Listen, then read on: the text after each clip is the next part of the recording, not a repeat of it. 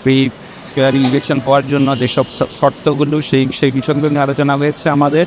আমরা বলেছি যে মাঠ প্রশাসনের নিরপেক্ষতা, তারপরে ইলেকশন কমিশনের ওই তিন মাসে তাদের যে ভূমিকা এর উপর নির্ভর করবে আমরা একটা ফ্রি অ্যান্ড ফেয়ার ইলেকশন করতে পারবো না।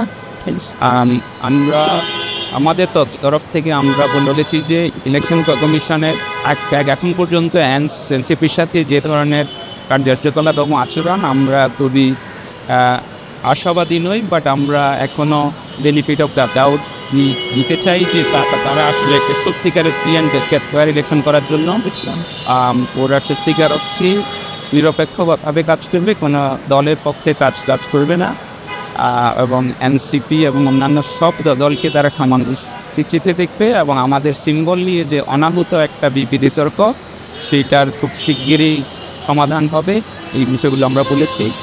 জুলাই চার্টার নিয়ে ওরা জানতে চেয়েছে যে আমাদের অবস্থান কি। আমরা বলেছি যে আমরা এখনও বিষয়টা নিয়ে আশাবাদী, যে আমাদের যেসব উদ্বেগ আছে এটার আইনি ভিত্তি নিয়ে, প্রক্রিয়াটা নিয়ে, যে এটা কী প্রক্রিয়া বাস্তবায়ন হবে সেই বিষয়গুলো নিয়ে আমরা বিশুদ্ধ আলোচনা করেছি।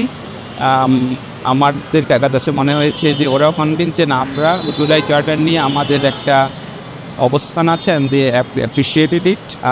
আমরা বলেছি যে এখনও সময় শেষ হয়ে যায়নি।